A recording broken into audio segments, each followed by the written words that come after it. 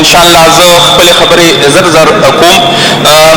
عزتمن سپیکر صاحب د 2022-23 بجټ هم د دې صوبې د عوامو دپاره څه ښه خبر څه خوشخبري رونړه عام دا خیال و چې کیدی شي دې بجټ کې د دې صوبې د ولس د خیر ښېګړې خبر وي، خو بدقسمتۍ نه په دې بجټ کې عام سړي له هېڅ قسمه ریلیف ور نه کړی شو. سپیکر صاحب وګورئ چې کله پاکستان جوړ شوی دی 2013 پورې صوبې دومره قرض نو اخیستی چې څومره پی ټي آی حکومت په دې 7 کالو کې واخیستو او صوبې د تاریخ کې د ټولو لوی مقروض صوبه کړه، او غي باوجود زمونږ وزیر خزانه صاحب دې ته خوددار بجټ وایي. نو ډېره د افسوس خبره ده.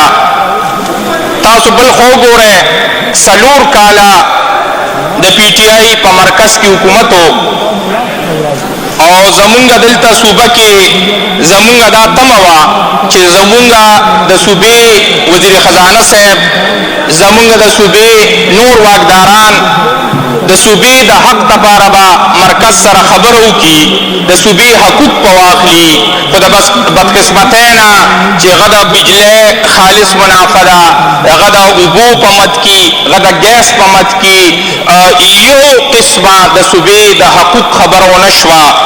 سپیکر صاحب زما په خیال دا ډېر د صوبې سره زیاتې شوې دی چې زه ووایم نو غلطه به نه بلکې دا صوبې سره یو غداري ده چې ستا په مرکز کې حکومت وي، ستا دلته حکومت وي او ستا صوبې ته ضرورت وي او د هغې باوجود د صوبې د حق دپاره خبره ونه شي، نو دا ډېر زیاتې دی. عزتمن سپیکر صاحب څنګه چې ما نه مخکې وویلي شو چې کوم مونږ دا بجټ کاپي ګورو نو دې کې د پیج 190 نه پورې تقریبا د مخکینی مرکزي حکومت خبرې کیږي. زمونږ خدا خیال و چې دې کې به زمونږ د صوبې کارنامې وي چې زمونږ صوبې حکومت څه کارونه کړي، په کومو ضلعو کې ترقیاتي کارونه کړي، د هغې تفصیلات پوي. خو ډېره د افسوس خبره ده چې هغې کې د مخکینی مرکزي حکومت هسې بې څه خبرې وي. دې خوا سپیکر صاحب حکومت یو خو اعلان کوي د مرکزي حکومت په ضد کې چې مرکزي حکومت 15% تنخواګانو کې اضافه وکړه، نو دلته دوی وایي چې موږ 14% اضافه وکړه، خو هلته 15% میډیکل الاونس کټ کوي، نو دا د سرکاري ملازمینو سره ډېر زیاتې دی. بل عزتمن سپیکر صاحب دلته دې بجټ کاپۍ کې دا خبره شوې ده چې مونږ 13 لاکه نوکرۍ ورکړي دي، خو دا وضاحت پکې نه دی کړی چې د دې صوبې څومره خلکو ته پکې روزګار میلاو شوی دی، څومره ضلعو ته پکې جاب اپورچونیټیز میلاو شوي دي. نو دغه پکار دی چې مونږ دغې وضاحت هم وزیر خزانه صاحب راکړي.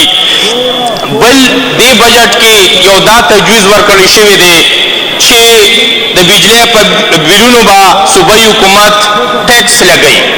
نو زما به ستاسو په وساطت صوبایي حکومت ته دا ریکویسټ وي چې دا تجویز د واپس واخیستلی شي، ځکه چې عوام مخکې د ګرانۍ نه تنګ دی، د مختلف ټیکسز نه تنګ دی چې چېرته دا صوبایي حکومت هم پې ټیکس ولګوي نو ډېره ګرانه به وي، د دې صوبې عوامو سره به ډېر زیاتې وي.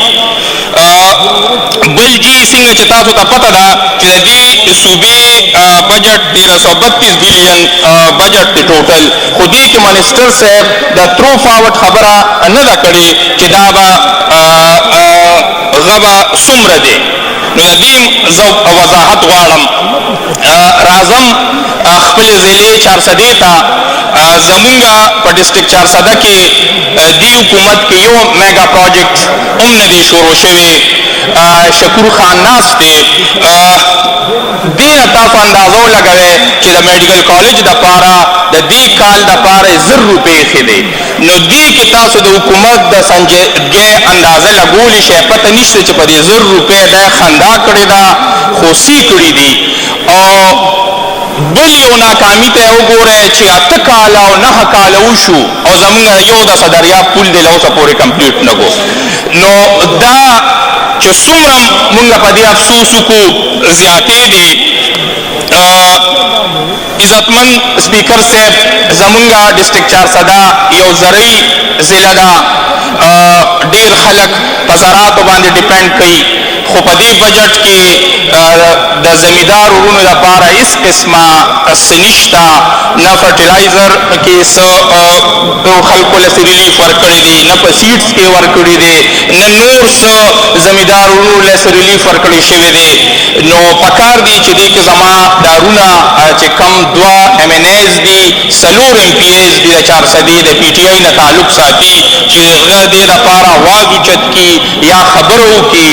بل دا څومره د افسوس او زیاتې دی چې زه اکثر چې دلته پاس هم دا خبره مار وخت کړې ده، یو ځلې بیا کوم چې په ضلع چارسده کې زه واحد د اپوزیشن د NP نه تعلق ساتم. تاسو چې نور د دې زما د دې رونو حلقو باندې نظر واچوئ نو 50-50-60 روپۍ ورته د فرشبندو په مد کې، د بجلی په مد کې، د اریګیشن په مد کې ملو شوي دي. او دې خوا چې زما په حلقې نظر واچوئ نو ته به هغه مېرنۍ مور خو ډېره لوی خبره ده، ته به چې نه زه د دې صوبې اوسېدونکي، نه زه د دې ملک اوسېدونکي. نو په دې پکار دي چې غور وشي او یو شانتې سلوک وشي، ځکه چې مونږ هم الیکټډ خلک وو، مونږ هم د عوامو ووټ راکړی دی چې مونږ د عوامو خدمت وکړو. عزتمن سپیکر صاحب، زه ستاسو وخت نه علم، په ما یو ټینشن هم چې تاسو اوس به وایئ چې وخت ختم شو نو مهرباني جي دا ټینشن